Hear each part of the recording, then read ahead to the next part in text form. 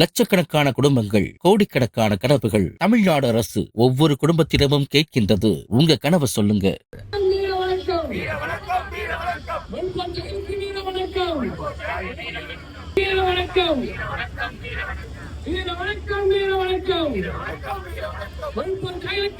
முழிப்போர் தியாகிகள் நினைவு தினத்தை முன்னிட்டு புதுச்சேரியில் லட்சிய ஜனநாயக கட்சி தலைவர் ஜோஸ் சார்ல்ஸ் மார்டின் தலைமையில் அமைதி பேரணி நடைபெற்றது. ரெயின்போ நகர் பூங்காவில் தொடங்கி காமராஜர் மணிமண்டபத்தில் இப்பேரணி நிறைவடைந்த நிலையில் மொழிப்போர் தியாகிகளின் உருவப்படத்திற்கு ஜோஸ் சார்ல்ஸ் மார்டின் மலர் தூவி மரியாதை செலுத்தினார்.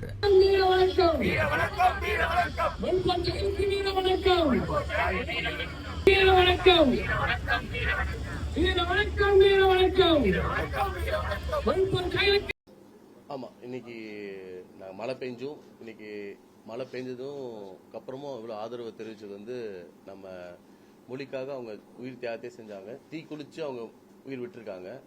அப்படி இருக்கும்போது நம்ம மழையில் நனைஞ்சு இந்த போராட்டத்தை நடத்துறது ஒரு பெரிய விஷயமா இருக்கக்கூடாதுன்னு சொல்லி நாங்கள் எவ்வளோ பெரிய மழை பெஞ்சாலும் நாங்கள் நடத்தியே காட்டணுங்கிறதுக்காக நடத்தினோம்.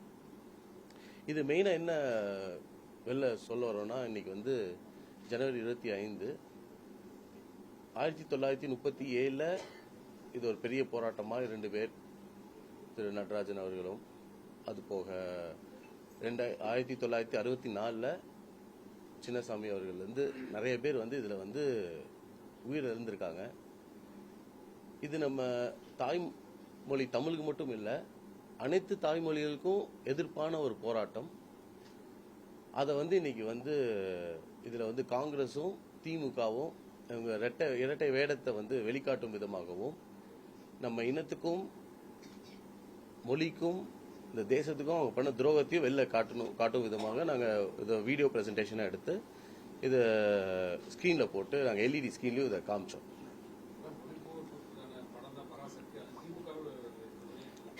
ஆமாம், அதுதான் அந்த பராசக்தி அதுலேருந்து எனக்கு இந்த விழிப்புணர்வும் வந்துச்சு. ஏன்னா நான் பிறந்த காலகட்டங்கள் 88 எங்களுக்கு இது உண்மையாகவே மொழி போர் இது என்ன நடந்துச்சுன்னு எங்களுக்கு ஒரு பெரிய விழிப்புணர்வு இல்லை. ஸோ இந்த மாதிரி திரைப்படங்கள் இதுக்கப்புறம் நாங்கள் உட்காந்து ரிசர்ச் பண்ணி இதில் கண்டுபிடிச்சது என்னன்னா, அந்த காலத்தில் திரு பக்தவாச்சலமாவாக இருக்கட்டும், சென்ட்ரல் கவர்மெண்ட் நேருவாக இருக்கட்டும், இல்லை லால் பகதூர் சாஸ்திரியாக இருக்கட்டும், பிரைம் மினிஸ்டர் ஆஃப் இந்தியாவாக இருக்கட்டும், இங்கே புதுச்சேரி முதற்கொண்டு எட்வர்ட் குபேரா இருக்கட்டும், இங்கே நம்ம இவர் வெங்கட சுப்பையா ரெட்டி அவர்களாக இருக்கட்டும், இன்னைக்கு வைத்தியலிங்கம் அவரோட அப்பா தான் அவர், இவங்க எல்லாம் இருக்கும் போது தான் இந்த துரோகமே நடந்துச்சு. இந்த துரோகத்தை செஞ்சுட்டும் இன்னமும் இவங்க இரட்டை வேடம் போடுறது எந்த அளவுக்கு இது மக்கள் இந்த பராசக்தியை ஒரு மக்கள் ஏமாத்துற ஒரு விஷயமா தான் நான் பார்க்குறேன். தவிர இந்த விழிப்புணர்வு எல்லா மக்களுக்கும் தெரியும். ஏன்னா இன்னைக்கு இருக்க ஜென்ரேஷனுக்குலாம் இது தெரியல. என்ன நடந்தது, எவ்வளோ பேர் இவ்வளோ உயிர் மீத்திருக்காங்க. இதே ஸ்ரீலங்கன் ஈழம் தமிழ்லையும் இதே காங்கிரஸும் திமுக போட்ட அந்த இரட்டை வேடம் தான் நிறைய பேர் தெரியல.